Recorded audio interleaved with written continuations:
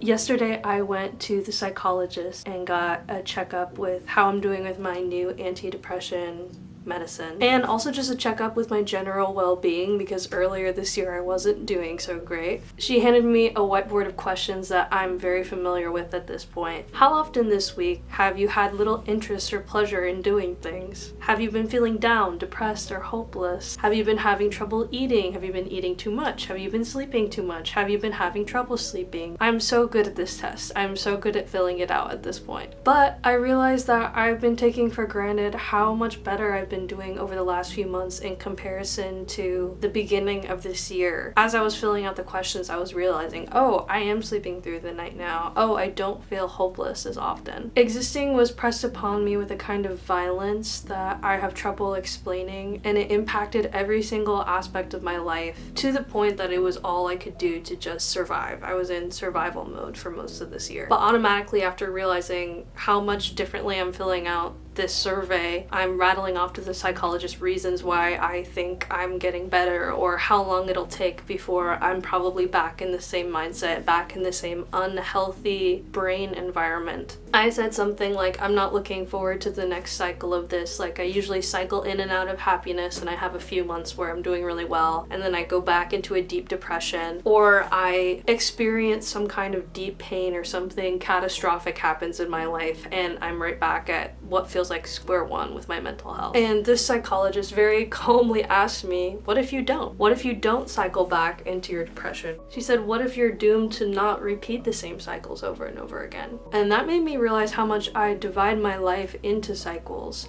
or into patterns, just because that's how my life has always been. I grew up as a military kid, so I would spend 1 year getting to know people in a place, and I'd spend the second year that I was there mourning the loss before I even left them. Everything about my childhood life was temporal. Everything was temporary. Everything was always changing and unexpected, and I had no control over what was going to happen to me. And that's still true of my adult life, and I think in some ways it served me. I think it's made me very appreciative of every person that I have in my life, or every season of my life, because I do see it as fleeting. But in the same way, I feel like I am always viewing relationships in that way, not necessarily as temporal, but as trying to fight that, trying to always make something a perfect relationship, or a perfect capsule of something, or a relationship that has some sort of perfect ending or title. I always love to write an ending before the ending has even come. But by doing this, I've made myself a character in my own life, or a character in other people's lives. I feel like I was always trying to play a part in previous relationships to where I would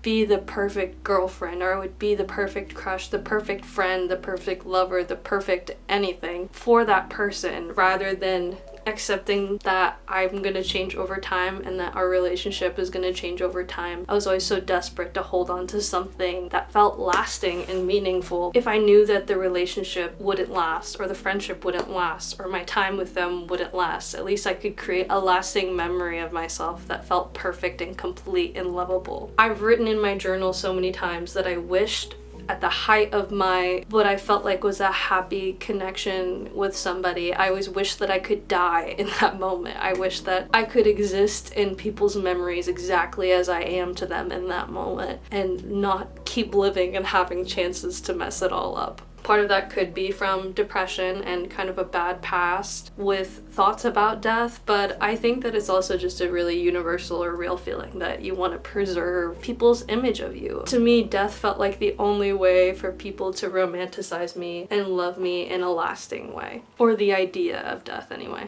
But that's not realistic. That's not real love. That's a romanticized version of love, a romanticized version of myself that I'm not really. I'm not a character in life. I'm a human. Any real relationship has arguments and conflicts and things to mess up and change and growth. And I'm not sure how much of that I've actually experienced before. I've mostly seen it in my friendships.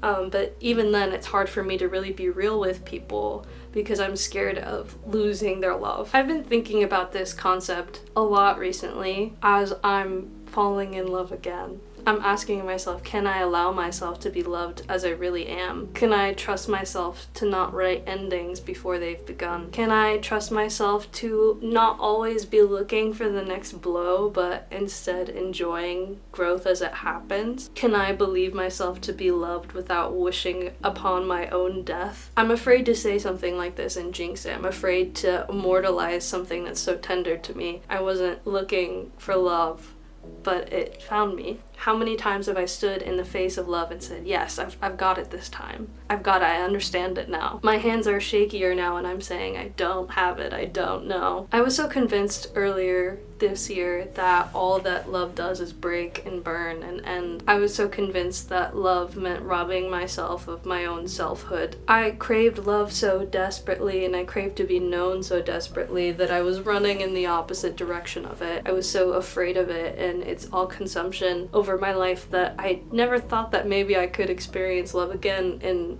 a different and new way and in a way that could be gentle. In a way because I was so convinced that love would be such a hurting thing that when it touched me gently on my shoulder, I almost didn't recognize it. Before I always related to that line that falling feels like flying till the bone crush, and I'm always anticipating the bone crush. But this time, I'm realizing that love doesn't have to hurt so much.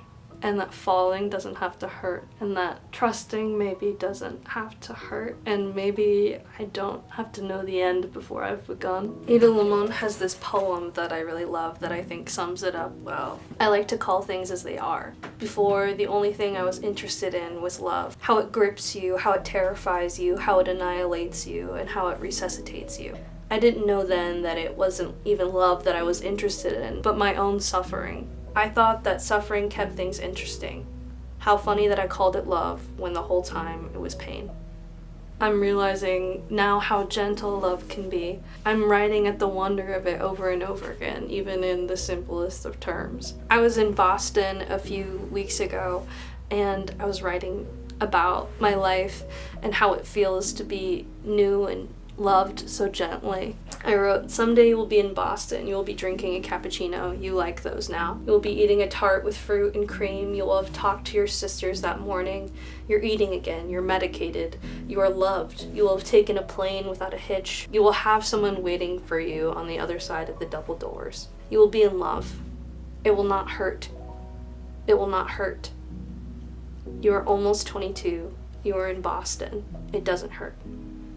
Taylor Swift has that song, Labyrinth. The hook line is, oh no, I'm falling in love. Oh no, I'm falling in love again. Oh no. And at the beginning of the song, she's talking so much about how the pain of love terrifies her. She writes again and again about love being burning red, but then experiencing it again and it being golden, like daylight. And I think that kind of lines up with the Ada Limon poem about being interested in your own suffering and how often we see love and pain as synonymous to one another, and how love can be different from pain, and it can be newness and daylight, even if temporal. But as autumn takes its final ragged breath, I am thinking of this poem. This morning the sun is coming alive in the kitchen. You've gone to get us gas station coffee, and there is so much life all over the place. I don't know what will be lasting. I don't know where this will lead or what the ending will be. I do not know how many seasons I will be allowed to love you yet, but I do know that I am in love